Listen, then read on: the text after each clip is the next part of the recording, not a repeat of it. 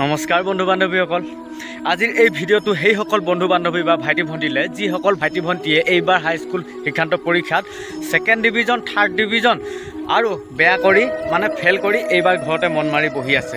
তোমালোকে প্লিজ এই ভিডিঅ'টো মনোযোগেৰে চাবা কাৰণ এই ভিডিঅ'টোত বহুত কথা শিকিব পাৰিবা আৰু জানিব পাৰিবা প্ৰথমতে তোমালোকে এটা ল'ৰাৰ মানে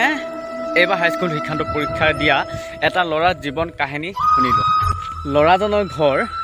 একেবাৰে মানে গ্ৰাম্যাঞ্চল মানে কি ক'ম একেবাৰে গাঁৱলীয়া য'ত নেকি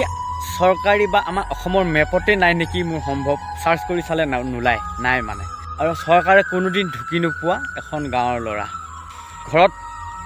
পৰিয়াল বুলিবলৈ মা দেউতা আৰু সি আছে মা দেউতা দুয়োজন অসুস্থ মানে মাকে কি হৃদৰোগত আক্ৰান্ত বাপেকে অন্য অচিন বেমাৰত আক্ৰান্ত মানে উঠা চলা ফুৰা কৰাত অলপ অসুবিধা হয় ল'ৰাজনৰ ঘৰ পোহপাল দি মানে চলি থকাৰ মেইন উপাৰ্জনেই হ'ল গৰু মানে তেখেতলোকৰ 10-12জনীমান গাই গৰু আছে গাই গৰু গাখীৰ খীৰাই গাখীৰ বিক্ৰী কৰিহে ঘৰ চলে ভাবি চাওক তোমালোকে মানে আপোনালোকে ভাবি চাওক কথাটো সেইজন ল'ৰা পুৱাই উঠি ঘৰত বাচন বৰ্তন ধুই চাহ জলপান যি আছে খাই লৈ আহি গোহালিত গোবৰ পেলাই গাখীৰ খীৰাই গাখীৰ বিক্ৰী কৰি ঘৰত গৈ ভাত ৰান্ধি খাই বৈ লৈ গৰু চৰাবলৈ আহে বা স্কুললৈ যায় স্কুলত যোৱাৰ কাহিনী এনেকুৱা মানে তেখেতলোকৰ এটা পাল ছিষ্টেম আছে কেইবাকেইঘৰো গৰু মিলি কেনে চৰাই কেইবাকেইঘৰ মানে 4-5 ঘৰমান আছে গাই গৰু এনেকুৱা ফাৰ্ম থকা আজি আমুকে চৰালে আজি সি চৰালে সি যোনদিনাখন গাই গৰু চৰাই সেইদিনাখন সি স্কুল যাব নেপায় আৰু যোনদিনাখন বাকী 3জনে চৰাই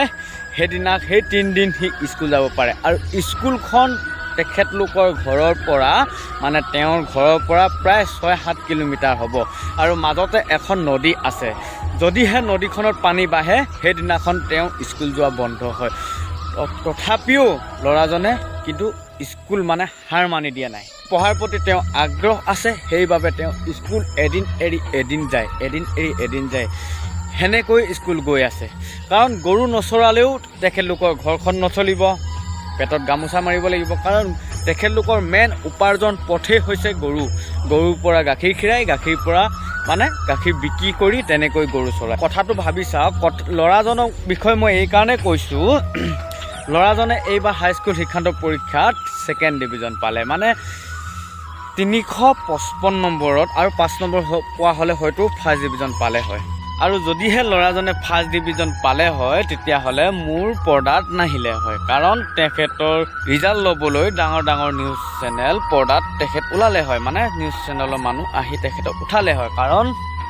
ভাল ৰিজাল্ট কৰিলে সেইবাবে আহিলে হয় এতিয়া মই এইকাৰণে তেওঁক ল'লোঁ কাৰণ মোৰ আজি মেইন টপিকটোৱে হ'ল ছেকেণ্ড থাৰ্ড আৰু ফেইল কৰা ল'ৰা ছোৱালীৰ বিষয়ে সেয়েহে মই তেওঁক উদাহৰণ হিচাপে লৈ এই ভিডিঅ'টো আপোনালোকৰ মাজত যুগুতাইছোঁ এতিয়া আহিছোঁ মূল কথালৈ আজি অৱহেলিত ছেকেণ্ড থাৰ্ড ডিভিজন ল'ৰা ছোৱালীয়ে দৌৰি প্ৰশাসনৰ চাকৰি পাব কেলে কৈছোঁ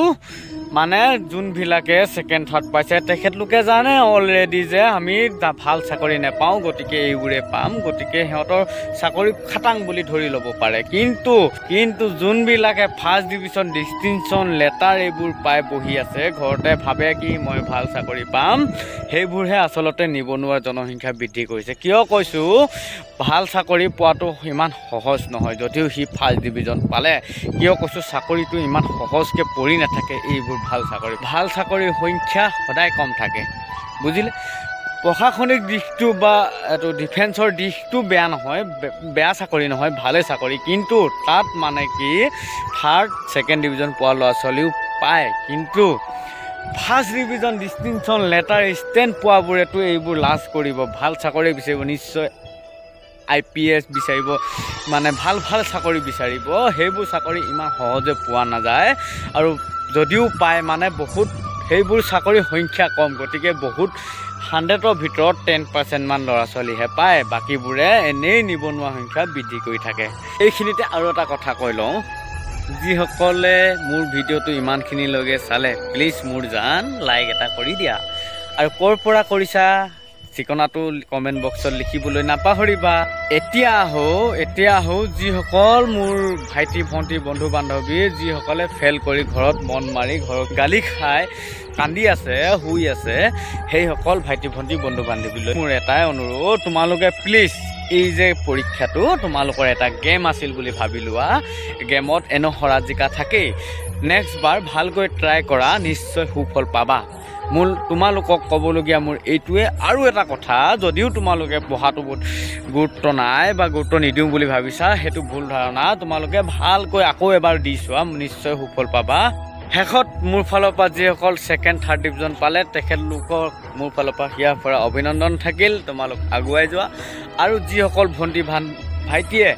বেয়া কৰিলে নেক্সট টাইম ট্ৰাই কৰা, নিশ্চয় সুফল পাবা। অলপ মনোযোগেৰে ট্ৰাই দিবা। আৰু শেষত এটাই কাম কৰি থৈ যোৱা, তোমালোকে মোৰ চেনেলটো অলপ আগুৱাই যোৱাত সহায় কৰা। ছাবস্ক্ৰাইব কৰি দিয়া আৰু 2-এজন বন্ধু বান্ধৱীলৈ শ্বেয়াৰ কৰি দিয়া, যাতে তেখেতলোকে এনেকুৱা ধৰণৰ ভিডিঅ'বোৰ চাই অলপমান মনত কিবা এটা মানে জাগি উঠে বা